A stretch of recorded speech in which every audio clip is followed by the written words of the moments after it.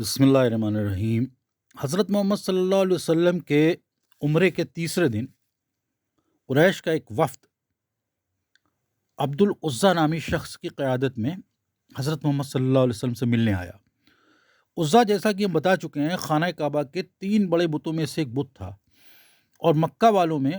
عبد العزیٰ کی طرح عبد اللات، عبد المنات جیسے نام بھی کثرت سے پائے جاتے تھے، کیونکہ لات اور منات بھی ان کے مشہور خداؤں میں سے شمار ہوتے تھے۔ یہ بھی بتلانا چاہیں کہ اہل مکہ اللہ کو بھی مانتے تھے اور اس کی بھی لات اور منات کی طرح پرستش کرتے تھے۔ اور ہم جانتے ہیں کہ اسلام سے پہلے حضرت محمد صلی اللہ علیہ وسلم کے والد کا نام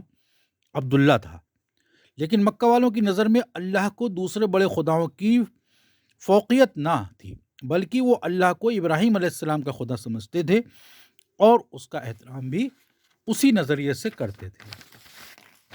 جب عبد العزیٰ نے اپنے وفد کے ساتھ پیغمبر اسلام حضرت محمد صلی اللہ علیہ وسلم کے پاس جا کر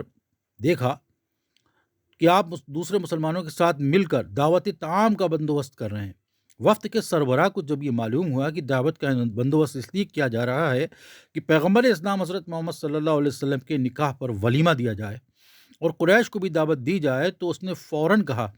یا محمد صلی اللہ علیہ وسلم، تم اپنے ساتھیوں کے ساتھ فوری طور پر مکہ سے نکل جاؤ، کیونکہ معاہدے کی روح سے تم لوگ صرف 3 دن تک مکہ میں ٹھہر سکتے ہو، اور آج 6 مہلت ختم ہو چکی ہے، اب یہ مہلت باقی نہیں رہی ہے۔ چنانچہ حضرت محمد صلی اللہ علیہ وسلم نے معاہدے کو پاس رکھتے ہوئے دعوت منسوخ کر دی اور اسی دن اپنے ساتھیوں کے ساتھ مدینے کی طرف روانہ ہو گئے۔ لیکن ابھی مسلمان مکہ سے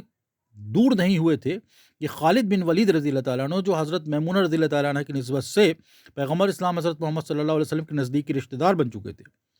اور مسلمانوں کے اتحاد، ایمان اور تنظیم نے ان کے دل پر گہرا اثر چھوڑا تھا، مکہ سے نکلے اور مسلمانوں کے قافلے سے جا ملے۔ انہوں نے مسلمان ہونے کی خواہش ظاہر کی اور اسلام لے آئے۔ بعد میں خالد بن ولید رضی اللہ تعالیٰ عنہ نے ایک مسلمان سپہ سالار کی حیثیت سے بہادری اور شجاعت کے وہ جوہر دکھائے کہ پیغمبر اسلام حضرت محمد صلی اللہ علیہ وسلم نے انہیں سیف اللہ کے لقب سے نوازا، جس کا مطلب ہوتا ہے اللہ کی تلوار۔ حضرت علی رضی اللہ تعالیٰ عنہ کے بعد جنہیں اسد اللہ کے لقب سے نوازا گیا تھا، کوئی اور مسلمان اس مقام کو نہ پہنچ سکا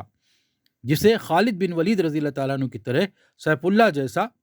لقب مل جاتا۔ جب خالد بن ولید رضی اللہ تعالیٰ عنہ مسلمان ہونے کی غرض سے مسلمانوں کے قافلے کی طرف جا رہے تھے تو انہیں راستے میں ایک شخص ملا جو ملک حبشہ سے آ رہا تھا۔ اس شخص کا نام عمرو بن عاص تھا،